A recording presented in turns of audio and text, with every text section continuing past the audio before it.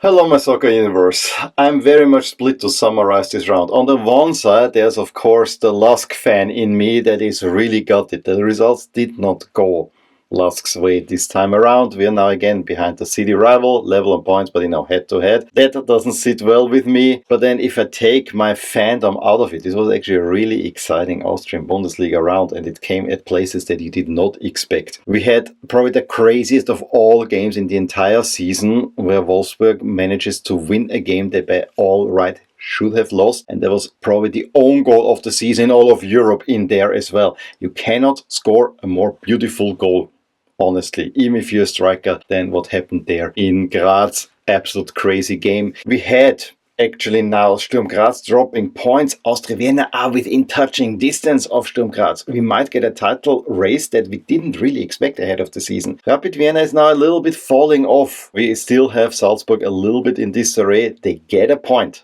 They at least get a point for now, but yeah.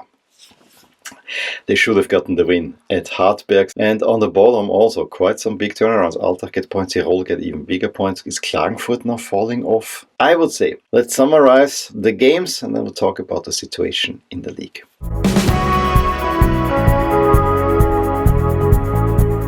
For once, Altach are getting a break and they get a point out of the game where they were honestly second best for most of the time, but Sturm Graz did not convert their chances except the one just before the half when Beereth from a very short distance got it in, and maybe there was even an offside position, but it could not really be resolved. Guganik in the 80th minute gets the equalizer for Altach when they put up all their tall players, and yes, he headed it in, but it was more from mid-height in a way the head was quite down. This was a vital point for Altach.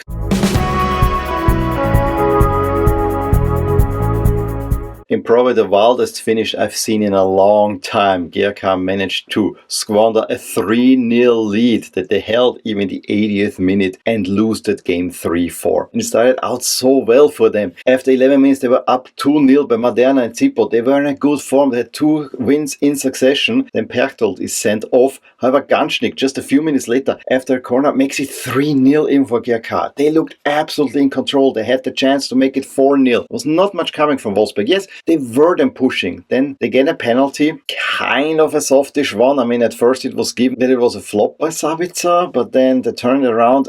It is still kind of an iffy situation. Atanga converts. It is 3-1. It gives a little bit of lift to Wolfsberg, who then bring also on Gattermeier, who just 3 minutes later, 3-2.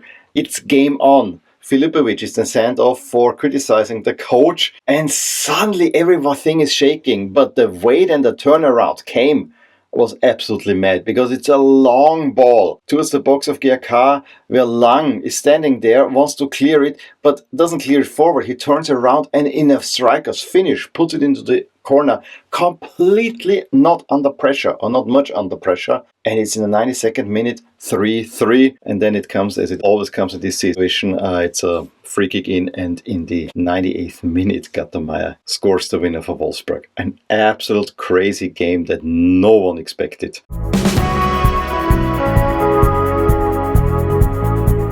Even worse than Sturm Graz was Salzburg, that absolutely dominated the game in Hartberg, left and right, created so many chances, it just didn't go in. They had a go-ahead goal in 37th minute where there was a foul given then, and the goal was called off, rather contentious. Pepin Linders did not like it. However, Capaldo in the 44th minute gives Salzburg the deserved lead. They had more chances, however, they let one shot on goal, and that's enough at this moment for Salzburg to concede. Schlager comes out. I think he even touched the ball with the hand outside of the box. However, since then, directly thereafter, Deara lobs it over the Salzburg defense into the goal. Yeah, that's it. But also, it has to be said that even this lob was very defensible. Salzburg cannot find the winner, and yes, they end their losing streak, but it's still kind of blah, and they're absolutely in a funk.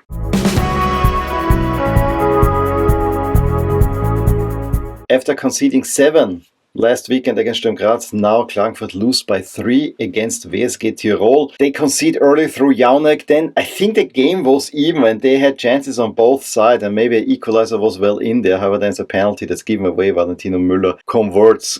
Goalie was probably there with the hand on the ball, but yeah, in the end it was a penalty, and then Ansel Dimi stoppage time makes the result maybe a little bit more lopsided than it should have been.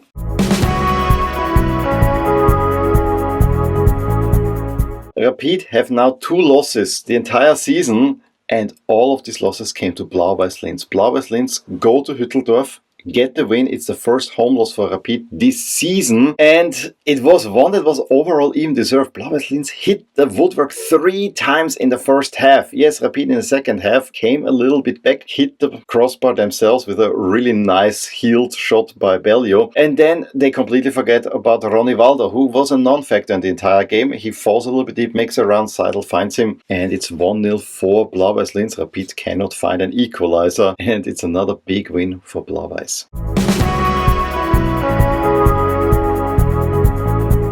Minutes with a man down on Thursday, so there was not really much recovery time. And I can tell you very quickly the game. I mean, LASK had a lot of possession early on. Austria Vienna were hanging back, defending very solidly, trying to hit on the counter-attack. One of those counter-strikes in the 20th minute. It's a cross in, I think, by Ranftl. Then Malone plays it over to Fischer, takes a shot outside of the box, right inside of the post. It's in. 1-0 Austria Vienna, completely playing into their cards. LASK had only one shot on goal, which was not really a big chance. They couldn't really break down the Austria defense, who worked really, really well. Second half starts. It's again, you lose the ball. Ranftl cross in. Barry converts for his first Bundesliga goal. And it's 2-0, more or less settling the game already. This was a really steep hill to climb. You bring on a whole lot of offensive players. Yes, Florian Fleck in the 72nd minute gets a goal back. But all the momentum that you were building up until that point is swiftly lost. Again, you lose the ball. Again, it goes by the right side via Ranftl. And Barry cross in. Malone is forgotten in the middle of the box. It's 3-1. It could have gotten really ugly because you were so pushing forward that Austria Vienna had the chance to make 4 or 5 if you would like. Fortunately, it didn't. There was some valiant defending in there. There was also some optional defending in there. Andrew had one chance to maybe pull one back again. And then the ugly scene that Filip Stojkovic, Raguš is lying on the floor holding ball. He wants to get the ball out, but he makes such a stomp that it hits the player. He will be out for a long time. Fully deserved red card. That's more or less how the game went. There's a little bit more to that game as well that I want to mention. First of all, it was freaking cold, and that played into that. And yes, it was a family day. It was really nice for the kids, so I actually loved that aspect of it. And I think the spirits overall were high for the family, except for me. I already knew ahead of the game that Blau-Weiss Linz had won at Rapid, which meant we need to get at least a point to stay ahead of Blau-Weiss, which is my minimum target for this season. I want to finish ahead of Blau-Weiss Linz. It will be a tough task to be honest. The way we are playing, I think we have a lot of good individual players, but we don't necessarily have a real working team at the moment. And Coach Job is really trying his best to kind of get something going there, but it's not going to be easy. So that's the setup for the game. The game was also marred by multiple breaks because of fog, because of flares. That was a great tifo ahead of the game, celebrating the 5th anniversary of a LASK fan group. It looked absolutely gorgeous and epic. The flares were there, and LASK actually had built a little bit of momentum. You got a free kick that you wanted to take into the box. If you take it quickly, blah, blah, blah. But the fog was coming in, you had to delay. And it was a long delay because the VAR cameras didn't have visibility. And it's really annoying. But I'm okay with one stoppage at the very beginning of the game. What really became annoying was the second stoppage, because not only did the LASK fans again have some flares, but not as many. And there was a nice firework celebrating. It looked all great. And I get it. The Austria Vienna fans also put up their purple fog and so on, and you could see it already hanging in those first 2 minutes. I even told my daughter, I think we'll have a stoppage very, very soon. And unfortunately, the second goal came right then, and then the game was stopped for 10 minutes. I mean, there was a 13-minute time over. And honestly, shouldn't you, when you stop the game, just stop the clock at that point and then continue? Because now when I say Florian Fleck scored in the 72nd minute, it's more was like 62nd minute, because there was literally a 10-minute stoppage there. And the players are getting cold. I mean, you really were fearing that the game will be suspended and go back, and you have everyone here is sitting in the cold for nothing. Is that really what we need to do? This is something I don't quite get. I also, I do kind of understand you cannot look at everyone. But I mean, there should be a little bit more of a security issue there. This has been trouble for the Austrian Bundelsiga. I think if this is once in a while happening, I'm all right with that. Great tifo. I think at the beginning, great. The away fans, how are they getting these things in? And when it's so cold and you actually really are hurting your team in that way, or both teams, something needs to be done. I'm I was honestly annoyed. But I think what annoyed me most is that there's so many former LASK players at Austria Vienna. And especially when I look at Wiesinger, how he routinely, in tandem with Dragovic, defended everything away. And we just let him go to Austria Vienna. That annoys me. Maybe the other players, I still bemoan Gruber, but I think he would have had a hard time getting into the team. And Ramftl is one that I would have loved to have back, but he went to Schalke and then came back to Austria Vienna because everything worked out for him. It is what it is. It's gonna be a tough end of the regular season. On the other side, I don't wanna make it all doom and gloom just because we lost to the informed team in the league. If the performances as of late were better, I would feel better about the team. But the break is coming soon.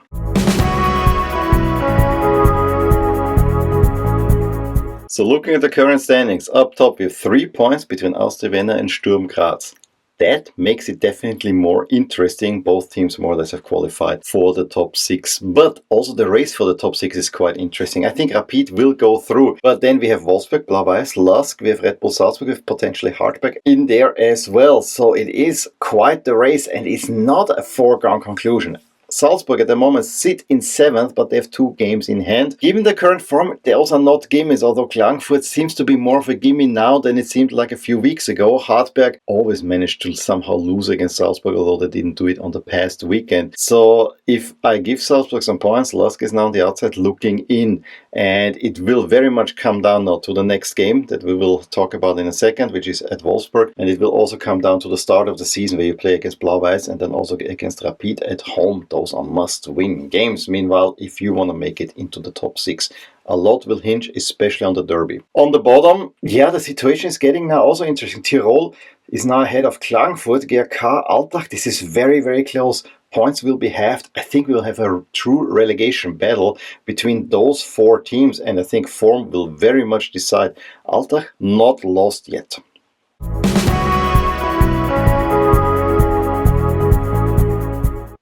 We will get a little bit more clarity about these games in hand because Salzburg will play Hartberg, as I already said. And then we have a big one on Saturday as well between Salzburg and Rapid. This is one of the biggest duels in Austria. However, both teams are very beleaguered at the moment. Sturm Graz go to Tirol, should get a win, but again, they should have also gotten a win in Altach. And then LASK playing at Wolfsberg. This is the team that beat them 5-1 at the beginning of September. Former coach Didi Kubo is in there as well. But both teams, you don't really know what you're getting. Typically, LASK is playing well in Wolfsberg. Wolfsberg is playing well in Linz. So maybe there's a win in there. Blau-Weiss, after beating another big opponent, and this is what they're typically doing, they're beating the big opponents and have struggling against the smaller ones. Will they struggle against a Klagenfurt team that is in real trouble? Can Austria Vienna continue their run against Altach? I would assume so. And then GRK and Hartberg is also a duel of 2 teams that definitely will need the points.